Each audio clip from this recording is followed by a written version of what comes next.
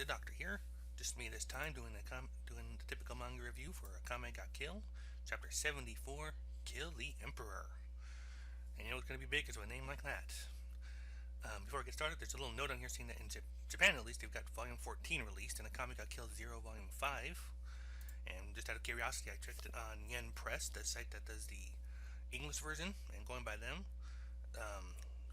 in English we're up to volume 8 with volume 9 coming in January. So if you want to collect the English version, there you go. Just go to yenpress.com, go to series, Akame got Kill, and you're all set. The other series there look kind of fun too, but that's for later. Meanwhile, in Akame got Kill itself, the boy emperor has lost his goddamn mind. Right now he's watching we start with him seeing like there's his two opponents, and he's noting that one registers as human, but the other one, while we're seeing Tatsumi registering as something else, we don't get to see it whatnot because he just declares it doesn't matter and just wants to stomp him flat. Problem is these guys can both fly, so that doesn't do a whole lot of good. They're doing a whole lot of attacking, but he's like, hardly makes a scratch. And he's just like basically boasting about the might of Supreme Tegu, like these like bad guys in this case are prone to do. And Tatsumi's calling on even more and more power from Incursio, becoming even more and more dragon-like. Excuse me. Like it reaches the point where we can't even see his face behind the mask, which means it's going to be revealed a bit later. But he's also powerful enough now that that the Emperor actually has to block an attack this time. He actually has to actually block to avoid taking damage. And that's just a step too far for him, because like being forced in the Supreme Tegu to go onto the defensive, that's too much. But way worried that he pushed himself too far, but Tatsumi's declaring that he just powered up and evolved, and calls for him to follow his lead because they're going in. The Emperor wants to fire his Supreme Tegu's big ass cannon, but they're attacking him before he can even get the shot off. Like in fact, the Emperor realizes Wave actually used one of his counterattacks to clog the cannon, basically. And these little bombs to detonate at the right moment. Sorry, a little. Now they're penetrating through them. They're like double kicking, which looks like. For some reason, it reminds me of something out of, I don't know, is it Gurren Lagann, or am I thinking of that synchronized dancing episode of Evangelion when they do this double kick together? That actually was one of my favorite episodes of Evangelion, just because of the whole premise and the fact that they actually timed the fight. But I digress. They do actually manage to land a solid shot on the thing, just kick it in the face. But it manages it doesn't fall, but it manages to take a bunch of damage there. But they are ecstatic they've actually managed to push him back. Tatsumi gives Wave his thanks, but Wave's like, I came here to protect the citizens we're evacuating. Once that's done, I'm pulling out myself. Helping you just falls in line with that objective. It's not because I like you or anything. And Tatsumi's like, alright, you always stick to your guns, consequences be damned. Don't ever lose that idealism. Even though typical manga's not here, I'm going to say for him, yes, lose that idealism. On his behalf. I don't have quite the same level of vitriol for the guy, but at the same time, yeah, he's not in the right setting to be an idealist. He is not. Of course, a bit of a light moment, but just before Tatsumi and Wave parts, like, they pretty much say that they've got the better girl. Like, mine's the greatest, better catch of them all, hands down. Pff, you're nuts, it's definitely Kurome. As Wave is leaving, though, Tatsumi is grateful to Wave because now he doesn't have to keep an eye out for fleeing citizens that he's to protect. Instead, he can just give the big guy his full, undivided attention and bring him to his knees. And this actually answered the question I was wondering about last time, because I was wondering, can they even hear the Emperor's ranting? And apparently they can, because from inside, the Emperor's declaring that, like, getting on his case about, how dare you raise a hand against me? Raining down blow upon blow like this. Even if I took the heads of every last one of your kin, it would still not be enough for this. Tatsumi's just calmly telling him, Emperor, you're no emperor of anything anymore. And like I said, lost his goddamn mind. He's pretty much saying, shut your mouth. Only I can see what's coming. The victor of this battle would erase this great empire. It's gonna drive for an whole other millennium. And Tatsumi's like, no, you ignorant little idiot. Look, forget the future. Open open your eyes and look what's happening around you right now. And here we have a brief moment of clarity, as he actually does look around. Problem is, he takes entirely the wrong message from this, as he sees all the people destitute, fleeing, injured, and bloody, and like declaring that they're running away, fleeing because that fleeing in the presence of the enemy is punishable by execution. Tatsumi's like points out that they're running because there's nothing left to follow. When you indiscriminately engulf allies and people you were sworn to protect in your onslaught of attacks, victory is no longer an option. There's no winning anymore. But in the further process of losing his mind, the Emperor starts frothing at the mouth, declaring that all those people are treasonous wretches that have repaid everything he's done for them with betrayal. Then he actually starts to break down a bit. Tatsumi gives him one last chance to surrender. I can't help but feel that that's the wrong thing to say, just because that just pushes him past that last little break to just go all out. Because he's like, no, it's far from over. And Tatsumi's thinking it's up to him to stop him no matter what happens. Otherwise, the capital's going to be left in ruins. Then he interacts with one of his old friends from way back in Chapter 1, teaching about fighting and how there's always a weakness to be found somewhere. Away from the battle, Najenda is pretty much watching the battlefield and realizing that the Imperial Army is pretty much broken. Like, they're pouring out in mass exodus. Their own allies are hitting them, caught up in their collateral damage from the rear. It's like, they're done. Yep. And Najenda thinks to herself that these guys brought their own ruin, but then changed her mind that it was Tatsumi that lit the fuse for the final fuse of their self-destruction.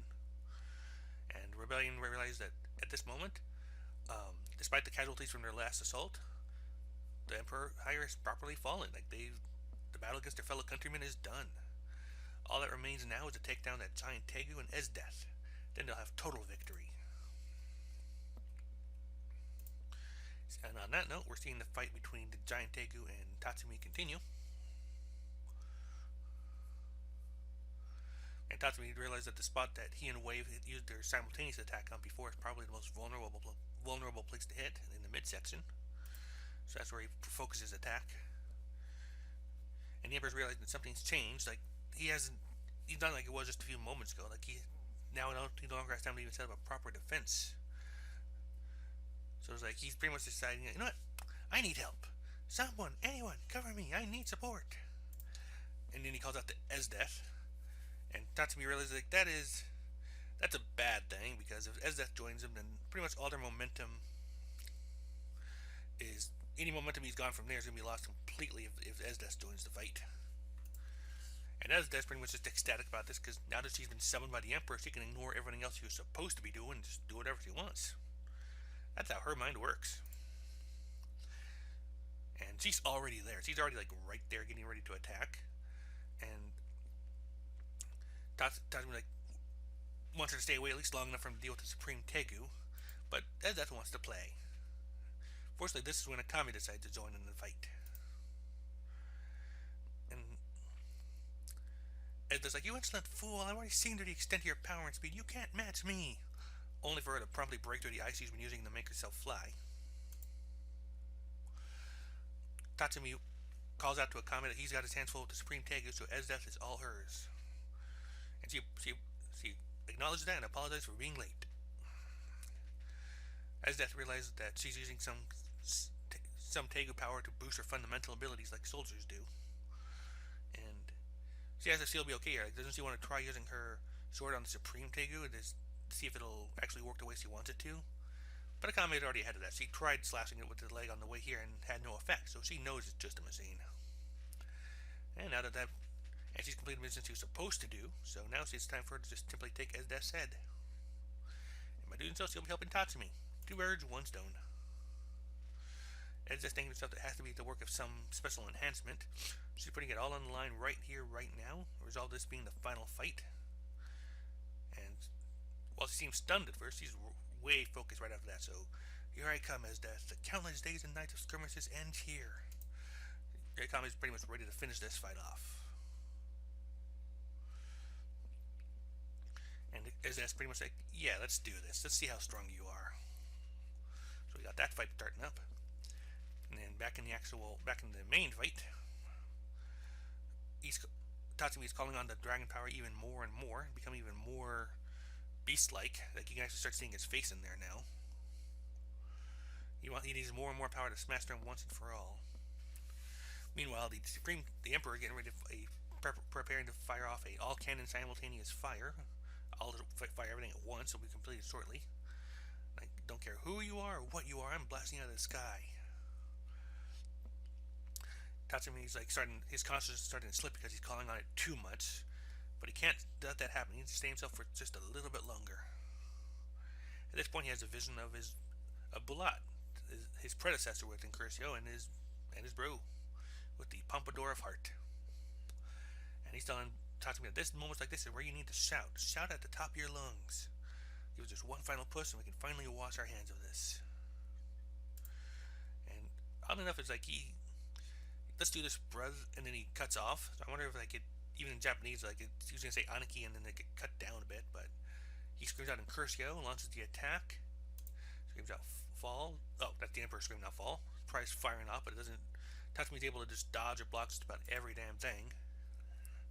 And finally, he managed to hit that center point, the vulnerable spot he was aiming for, and just blasts a freaking hole through it. But as he's doing so, Emperor's screaming out like, what the hell are you? How many times do I have to say it?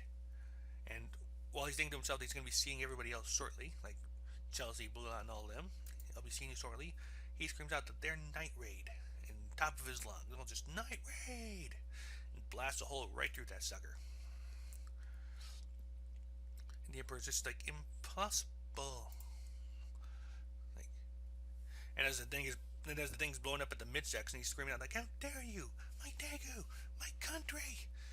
He screams out for the Prime Minister, like, what are my options now? Advise me like you always do. And he is nowhere to be found. He got the hell out of Dodge. And the guy's actually starting to cry. He's like, it can't be.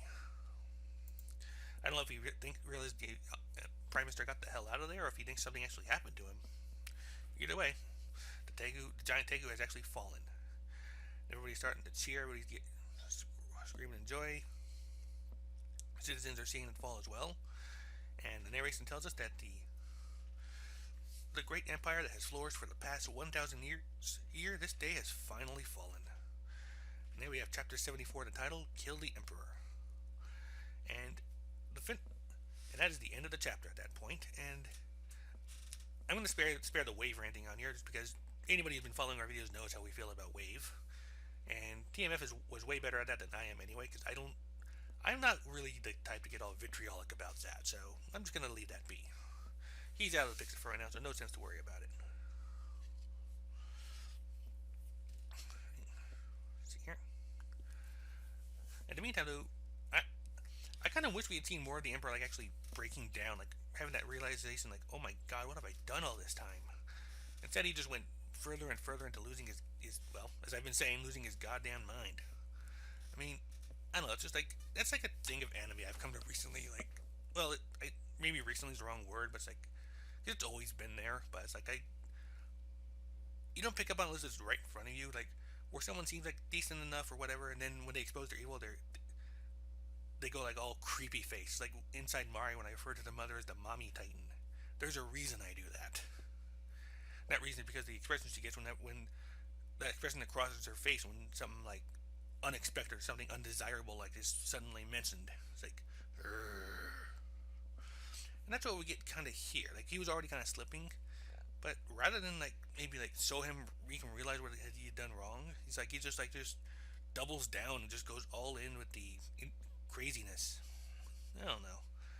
On the other hand, we don't know that he's actually dead in there, so there might be a chance for him to actually see what's going on here, or at least to be apprehended alive. Still, we did get to see two guys fight a giant monster robot battle, which I'm actually kind of finding more amusing in some ways than I should, just because I recently started listening to the podcast Kakos Industries, and their 9th episode actually describes a giant robot battle between the Octobot plus 2 and a giant ass schoolgirl that's kawaii as fuck, yo. That's the actual name they use. I kid you not. Anyway, so I'd actually, because I'd read this chapter before, but we didn't have a chance to get a recording of it, so I'm kind of getting this like a little more last second than I normally like. But there you are. See here.